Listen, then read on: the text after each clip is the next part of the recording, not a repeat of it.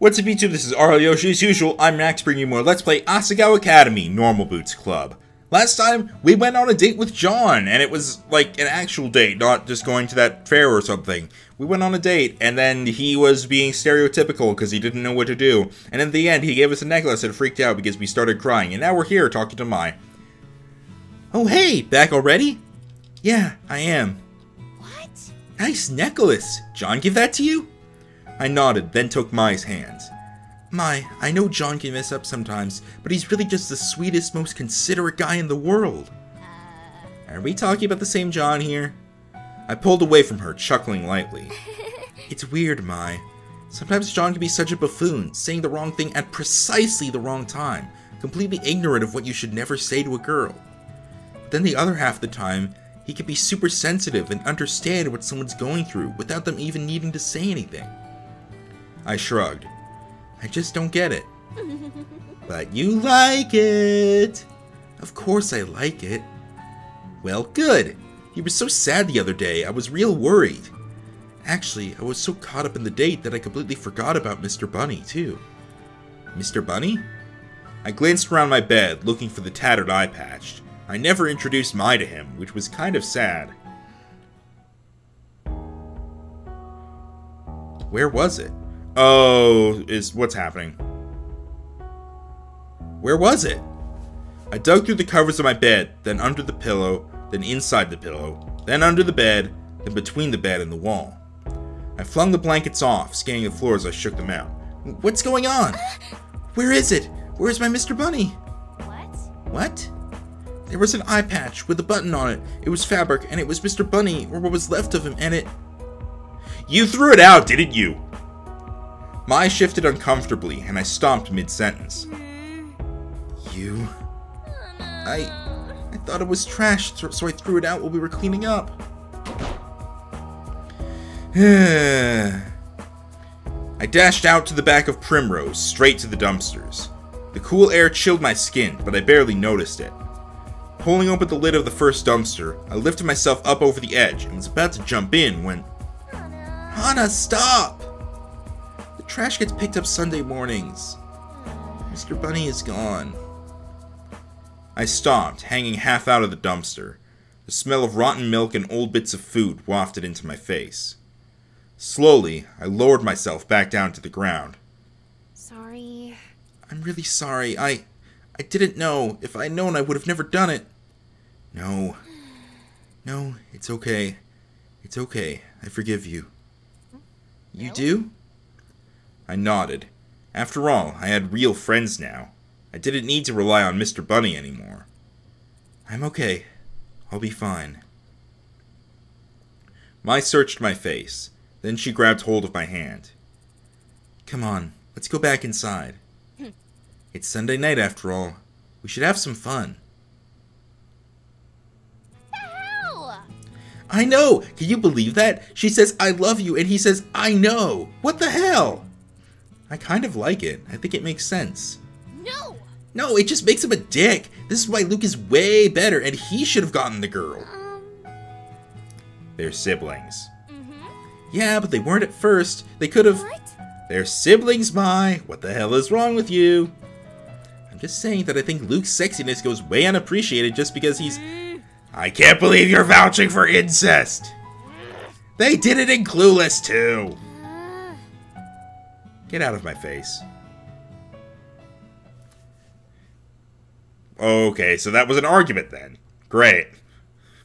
Mai's actions were not intentional. I was sure that if she could go back, she would stop herself from throwing away Mr. Bunny. As sad as I was, I should try my hardest to let it go.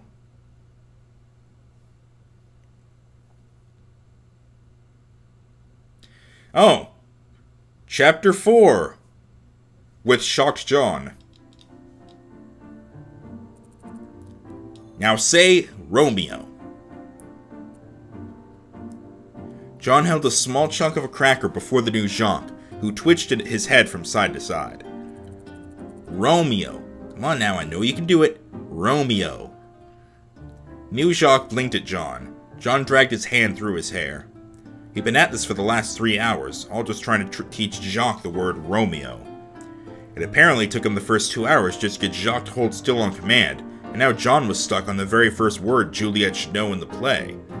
At this rate, I doubted his plan was really going to work out.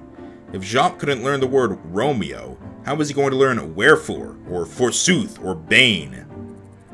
Don't worry, the first word is always the hardest. After that it gets easier, way easier. I nodded silently. Romeo. Say the word Romeo. Say Romeo, for God's sake! John? I rested a hand on his arm, and he glanced at me. You're right, sorry. He swallowed, setting down the small cracker. Do you think you could take over? I need a break. Yeah. Sure, of course. John collapsed into his bed, a hand over his eyes. I bit my lip. He was so stressed out that if he was wasting all of his time on Jacques, he wouldn't be able to practice. I turned to the new Jacques. It sure is a shame that this Jacques isn't human. You know, I bet a human Juliet would be able to do this easily. What a weird thought, right? I looked meaningfully at John, but he was barely listening. I heard the costumist made a Juliet costume too. She liked the design and wanted a life-size version for herself. I bet it's really pretty. It's a shame no one would be able to see it under the stage lights. John scoffed. What a waste of her time. So what made you want to have Jacques play Juliet in the first place? John rubbed his face, exhaling deeply. He was mushing his cheeks into little puffs like a chipmunk. Jacques has star quality, unlike anything I'd ever seen. You saw him and you instantly loved him. He had an effect on people unlike any other. That it factor, you know? He was practically begging to go into show business. And if we could just make it happen, imagine where that would take us. A grin spread across his face. I nodded slowly. And this Jacques is the same? Well, there's only one Jacques now, so he better be. There was a note of finality to his voice, so I turned back to the bird in question. Romeo, Romeo, wherefore art thou, Romeo? Nothing. The play was only 2 weeks away. Would Jacques really be ready in time? If he wasn't, the play would be a total disaster. I looked at John again, my conversation with Mai from just a few days before bouncing around my mind. If he got a human Juliet, almost all of his troubles would be fixed. He wouldn't have to worry about spending time teaching her lines because she could do it on her own, and then instead of worrying, he could study. Mai said to look for opportunities, right? Well, here one was. I took a deep breath. This is not going to end well, probably. John, I really think you should consider a human Juliet. Maybe you and Jacques, the old Jacques, would have been able to pull this off, but not this one. John sat up and blinked at me. I expected immediate refusal, but instead cogs were turning in his mind. Maybe you have a point. A pained expression crossed his face, and I wasn't sure whether it was because he missed the old Jacques, he was mourning the opportunity lost, or he was trying to imagine the play in a different way than he had the entire year. Probably all three. But, you know, what if we tried a new technique? Yeah, we'll let him outside if he gets a word right. That'll definitely be enough incentive, right? He beamed at me, and I was too glad to finally see him smiling again to turn him down. God damn it, John! Besides, once John decided on something, that was how he was doing it. With a sigh, I turned back to Jacques. Romeo. Say the word Romeo. Hey. You know, you've gotten a lot better with birds. I thought things would get worse after Jacques destroyed Mr. Bunny. Yeah. Well, you know what they say, practice makes perfect. That is like easily the most fake smile ever. Can I just point out, like on a sprite right there, that has showed up a couple times and it's always just like the nervous laugh fake smile. Also, that's totally Duck Hunt on the wall, I just noticed. And it was kind of hard to be afraid of something when you were furious with it. It was the middle of the week and class just ended. John, as he often did nowadays, went rushing out the door as soon as the bell rang. I put my books in my bag, intending to help out with today's Jacques training session, when PBG stopped me. Hey. Hana, can I talk to you for a second? I'm in a little bit of a rush. Can it wait?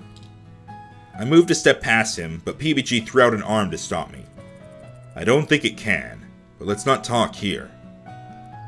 PBG and I headed out onto the campus, away from the flood of students and their listening ears. His face was grim, his hands firmly in his pockets. With each step we took, my anxiety increased.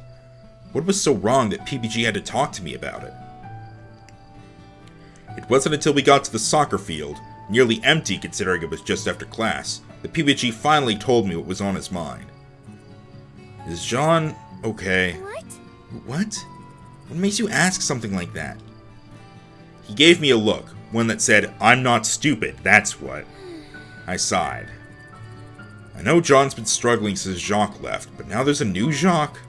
It's blatantly obvious it's not the real Jacques, but John keeps trying to convince me that it is, even though he knows I know otherwise. I didn't want to say anything about it since John was so adamant, but it's really weirding me out. His grades are falling, he's hardly sleeping anymore. On top of that, he's not showing up to meetings or paying any attention to club business. He's one of the founders. He can't just leave everything to us. We're a team. We all need to work together. And now he's dragged you into it too. What do you mean, dragged me into it? I want to help him. Besides, I'm perfectly fine. No. I've seen you rushing off after every class, following him to our room. Then you stay until I show up after soccer practice, and you rush right on out without so much as a hello. What's going on? Have you even had time to sleep, study, go to dinner? You don't go to dinner with John, do you? You guys aren't dating, are you? I grabbed his arms on impulse, gently rubbing them to prevent the boy from an imminent heart attack. Hey. PBG, calm down. Please calm down. I know things look really bad right now, but... But what? They would get better? There wasn't a chance in hell that would happen, not with John being completely unwilling to take suggestions. But we'd win the tournament? Those odds looked bleak, too. I hadn't had time to practice since getting wrapped up with the new Jacques. I was just kind of hoping that my prior practice and Shane's advice, strategy as always, would pan out for me. Then what? What could I really say? PBG seemed to be thinking the same thing. He took a hand out of his pocket and rested it on my arm. We formed a kind of weird circle, both trying to comfort the other. He shouldn't be allowed to drag you into this too. It's one thing to risk his own well-being, but... PBG seemed sincerely distressed about what possible harm I was coming to. The thought was both charming and slightly ludicrous. In spite of myself, I started giggling. What? What? Why are you laughing at me? It's nothing. It's just... You're so thoughtful, PBG. What? What? I wiped tears from my eyes, struggling to calm down. PBG. You're always looking out for me. I really do appreciate it. No, it's really nothing. You're right that it's making things a little bit tougher on me, but that's okay. I volunteered for this. Things are bad, but I can't just abandon John, not when he clearly needs me most. But I can't be there all the time. Can you try and make sure he's eating and sleeping? There's no way we'll be able to get everything done, and it's not looking like things will go well. He's only going to get more and more worked up. At the very least, we could prevent some of the damage that'll cause by making sure he's a little bit healthier than he would be if we left him on his own. PBG pouted, seeming somewhat annoyed. I felt bad getting him involved too, but I knew I could count on him when I needed help. There's no stopping John if he doesn't want to, but I can try. PBG glanced away for a second, running a hand through his hair. So you like him then? What? What? No, of course I don't. There was that look again, the I'm not stupid. Maybe a little. Well, that's fine. Yeah, maybe it'll be good for him. He sighed heavily. It wasn't at all the joyous teasing response I expected from him. Do you not think we'd make a good couple? I know it seems unlikely. No, just the opposite. You guys would make each other happy. I can really see it working out in the long term. He sighed again. He likes us. Then why are you... Anyways, I don't want to keep you. We have practice today anyways. I better not see you in his room when I get back. Go home early today and get some work done. Look after yourself. See you later. I will. Thanks, PBG. I rushed off the field, hoping I didn't miss anything important during today's teaching session. There were only 2 days left until the first performance. Surely there was something we could do. Soon it was the day before the play, and the new Jacques was nowhere even close to ready. We only just managed to get him to keep his Juliet costume on without throwing off the hat every 5 seconds. There was absolutely no way we were also going to be able to teach him how to act and make Shakespeare intelligible to an uninformed audience. John paced nervously before me, biting his fist. Bags lined his eyes, his face was pale, and every time I came over, his room was another degree messier than I thought humanly possible. From hanging around him for the past few days, it was clear he was completely consumed by thoughts of the play. I tried to distract him by talking of other things, telling stories, making jokes, but it was no use. John had a one-track mind. Even when I managed to engage him in something else for a second, he immediately likened it to the play afterwards. Hey. Do you think we'll be able to get Jacques to do something like that? I'd never been so near a human putting themselves under so much stress, and I had no idea what to do. At this point, I was worried about more than just the play and tournament. I was seriously concerned about his health. If he was like this now, how would he be 5 years in the future, when his job or family's future was on the line? If he kept going like this, something had to give. I didn't want to have to watch that happen. Oh, no. Hana. I jumped. John stopped pacing and was now facing me, a look of utter defeat on his face. I really don't know what to do. I don't think this Jacques is gonna work out. Really? What? Really? You finally realized it? Up until now, he'd been adamant that it would just require a little more time. It's just, I'm so frustrated. Absolutely everything else is going perfectly. The sets are done, the extras are doing amazing, all the other actors and actresses are kicking ass, the costuming is out of this world for a school production. The lighting, the sound design, the props, everything is set for it to be a perfect play except for this, and I don't know what to do. He collapsed into a seat on the couch, and I wrapped an arm around him. This isn't even counting the tournament. I've been trying to practice every night, but half the time I fall asleep when I start. And then PPG comes home and we have to do our assignments, and I stay up late doing those. I must be missing something. There must be some way to make this work. It'll be okay. Don't worry, it'll all work out. I mean, you're giving it everything you've got, aren't you? It has to mean it'll work out. It has to. I rubbed his back, staring straight ahead. Truth be told, I didn't think it was going to work out. The writing was on the wall. But I could see where he was coming from. Even now, I held a small sliver of hope that maybe, just maybe, a miracle would somehow occur. It seems stupid to suggest the grandiosity of a miracle for something as silly as a school play, but still. Maybe that miracle consisted of a simple choice. Are you sure you don't want to switch to a human Juliet? John flinched and shrugged my arm off his shoulder. Of course not. I have a vision for this play, Hana. A vision. Besides, do you think switching now would do anything? She'd need her costume adjusted, the lines memorized, and we'd have to redo and relearn the blocky for everyone and find newly sized props, and she'd have to be sufficiently talented. It won't work. I clenched my hands together in my lap, running my thumbs over each other. Sure, it'd be a lot of work, but I felt like John was just determined to be as miserable as possible. If he wasn't so set in his ways, if he actually listened to other people's advice or suggestions, this wouldn't have happened. He honestly brought this all on himself, but he couldn't see that. It was Jacques' fault or the world was a mean place. It had nothing to do with him being what amounted to, honestly speaking, a bad leader. But I gritted my teeth. What would telling him do now? He'd just get even more angry, no doubt. If he wouldn't listen, he wouldn't listen. It's just... John's voice caught in his throat, and he took a few deep breaths before starting over. A small pang of guilt hit me, but I shook it off, my head swimming. It's just that it's not just me counting on this to work. There are so many people who put in their time, effort, their passion. So many people who worked so hard, gave up sleep, hurt themselves, worried about this play. And now, because I couldn't teach this damn bird, it's all going to pieces. He put his face in his hands. I feel like George Lucas after he realized the Phantom Menace was actually a piece of shit. I rubbed his back, nodding. There was nothing else I could really say. The truth of the situation was that John messed up, and nothing I said or did would cushion the blow.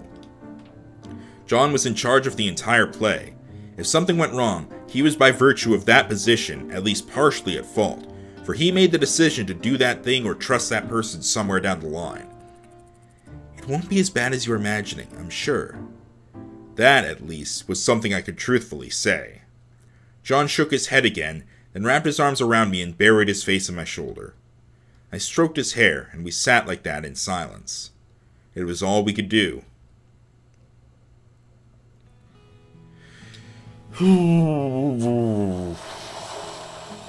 This one's gonna go bad. Finally, Romeo and Juliet's opening day arrived. I made it to the theater an hour earlier than the call time, partially because of nerves and partially because I knew my costume was going to be an absolute bitch to put on. Slowly, the other cast members began to show up. Warm-ups were performed, makeup was put on, stretches were stretched. Actors were an interesting bunch. Some of them were completely insufferable, the kind of people who tried to take attention from others because they definitely were making up for something else. Some were also shallow people who collected numbers and treated everybody like a best friend they hadn't seen in years, screaming out names and pulling them into bear hugs only to talk shit about them minutes later. But some of them were the most unique, quirky, clever people you could ever meet. Some were humble, some were even averse to attention until they were actually on stage. One in particular I hadn't even speak outside of yes, no, and his lines. There were those who liked the poetry of the words, those who loved blowing the psychological depths of a given character, and those who treated scripts as treasure hunts or puzzles, reading them over and over for the single line that would allow them to completely reinterpret the character's motivation. All in all, I liked the atmosphere, and this surprised me. I was a quiet person, a bookworm and a nerd. I didn't really like having people's attention, and being surrounded by too many strangers made me nervous, especially when I couldn't trust them. But here, people were energetic, people were funny, people were bright. Most accurately, people were all over the place. It seemed like almost anything could happen, and despite the potential for mockery, no one treated me like a weirdo. They just accepted my quirks as they were. I understood why John wanted to make the play a success, and how keenly he felt everyone's passion and hard work. I almost wished I could keep doing it. Almost. But that only made it all the harder when John finally showed up looking like the actual reincarnation of the Grim Reaper, New Jacques in tow. Hana, you look great. I stared at myself in the mirror. Yes, great. Exactly how I would have put it. Truly, Tree is my most natural state. Oh my god, I'm sorry, but that is amazing.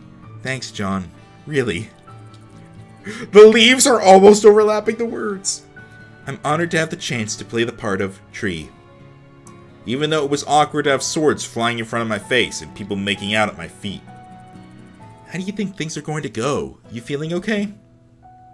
John cleared his throat, then smiled. Of course! Things are going to go perfectly, all according to plan. I just know it. John did not know it. The play opened to a polite smattering of applause. The first bunch of students rolled out on stage, gathering into an actual chorus line before delivering the prologue of the play. Two households, both alike in dignity, in fair Verona where we lay our scene. The scene switched, this time to a public area. I shuffled out in my tree garb, perching right in the middle of the stage. Muffled laughter came from the audience. My hair was still quite visible, despite my being a tree, before the actors started in on their lines. Laughter quickly faded as an all-out brawl settled onto the stage, John's knowledge of stage fighting coming out full force. The audience gasped and cooed as the actors slugged it out. To the audience, it must have seemed like particularly good acting, but I knew those actors sincerely hated each other. A few times I caught them actually trying to hurt each other. So far, so good. It wasn't long before Romeo himself came on the scene, decrying his unrequited love for one unseen Rosaline something. I narrowed my eyes. Romeo and Juliet was supposed to be a play about true love or something, but I didn't really see it. The audience seemed to enjoy it. As long as things kept going like this, everything would be fine. But we weren't even able to teach Jacques Juliet's lines. I held my breath as the scene ended and I shuffled off stage. In no time, it was Juliet's first scene. Oh god. God forbid! Where's this girl? What, Juliet? Jacques twitched out on stage, glancing between the two, and just stood there, in silence. Oh no. Out of nowhere, a voice bellowed across the speakers. How now? Who calls? John? Was John going to read Juliet's lines? Your mother. Madam, I am here. What is your will? The audience seemed a bit perplexed, but either way, they went along with it. A bird on stage was a novel sight after all, and they seemed intrigued to be getting something they weren't expecting. Still, John wouldn't be able to pull this off for long. Eventually, Romeo would need to speak to Juliet. When that happened... My lips, two blushing pilgrims, ready to stand, to smooth that rough touch with a tender kiss. John approached Jacques. Juliet was supposed to rebuff Romeo here, at least at first. My heart pounded in my chest as John grew closer and closer. Jacques twitched his head from side to side. Please, Jacques, please tell me you learned something. And then Juliet opened her mouth. Whoa, my love, I am dying. Lay the sword to my breast and poison to my lips. Yeah, I am dead. John paused, unsure of what to do with this development. Whispers echoed through the theater, and I couldn't tell whether they were more from the actors or the audience. Have not saints' lips and holy palmers too. Dead, dead, I am dead. I am hungry, feed me. I hid my face with my hands. I couldn't watch. The play went on like that, the actors valiantly trying to work around Jacques' utter insistence of his own demise. By the time early intermission rolled around, the audience was audibly upset. People shifted in their seats, sighing and grunting. Women whispered cutting remarks to their husbands. The outrage, though concealed, was palpable. At this point, there wasn't even a plot. It would have been avant-garde had Jean and the others known how to play off her mistakes, but none of the actors knew how to improvise at Shakespeare. They plowed through the scenes as if Juliet said all the right things, and as a consequence, nothing made sense. I watched it all play out in front of me, trying as hard as I could not to cringe. Trees, after all, did not cringe. As the cast sat in a dejected huddle during the first intermission, John peeked behind the curtains, trying to gauge how the audience was taking it. People are even asking for their money back. At the rate this is going, people are going to leave before the play's even over. John, I'm so sorry. What am I going to do? What am I going to do? The show must go on. John gazed at me. The other cast members watched us, the room stuffy and silent. So it must. Hey, at least you didn't direct the room. It could have been worse. This is at least better than that. Is it? John fixed a smudge at his makeup in the mirror, probably caused by his nervous habit of rubbing his face and hair, then lined up before the curtain. The stage lights dimmed. Is it really? The play continued on. In a way, it was almost inspiring how the actors kept trying to give their best performance, how John bullheadedly continued with his vision in stark defiance of reality. The audience grew more and more restless as they saw the quality of the play wasn't improving. The more proactive of them trickled out of the theater. John grew irate. Backstage, a feeling of gloom and despair floated through the air. It was a doomed production. Everyone cared, everyone was passionate, everyone was giving it their all, but nothing they did would save the play. Actors quietly opened bottles of water, hardly speaking to each other. It was like kids soberly lining the walls of a candy store. It was just plain wrong. I sat with them backstage, listening to the play, when John came flying around a corner. Where's Jacques? He was panting heavily, abject terror on his face. What? Jacques? Can you not find him? He's gone. He's nowhere to be found. I think he flew away. John's knees buckled, and he collapsed onto the floor. It's too late. I can't do anything else. The play is over. He's gone. He's gone. He's gone. I put a hand on his forehead, which was burning hot. He was breathing quickly, eyes staring straight ahead, not even registering what was in front of him. He wasn't in the theater with me. He was lost in his mind. He was having a panic attack. I swallowed hard and pulled him into a sitting position. When I had panic attacks back home, my dad always helped me calm down. I pulled John's head to my chest, stroking his hair. Hey, you're alright. You're safe. You're backstage in the theater at Asagao. You're wearing your Romeo costume, and I am dressed as a tree. It's hot back here. The floor is rough underneath you. The people here at the play care about you and want you to be happy. Your friends love you and want you to be happy. I love you and want you to be happy. John's breathing started to slow, and he clutched my arms. Also, I am dressed as a tree. That is a thing. John let out a light chuckle, mopping sweat off his brow. He sat up, clearly still a bit shaken, but much better than before. He took my hand and smiled. Thank you, Hana. I nodded and pulled him into a hug. I miss old Jacques. Jacques would have been able to do the play. Jacques wouldn't have let me strain myself. Jacques would have cared about my well-being, and he would have been able to calm me down, and... John took a deep, shaky breath, just as a realization struck me so hard I felt like I'd been slapped in the face. John hadn't been able to grieve. Between the play and the tournament at school, John never had time to actually feel and mourn his best friend's passing. Instead, he and I instantly found a replacement that only cemented how much he lost in the first place. This was partially my fault. What should I do?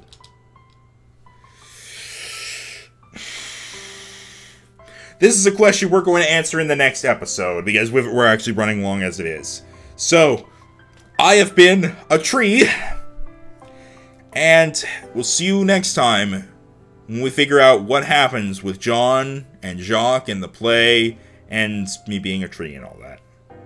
See you guys then. Whoosh! Boom, boom.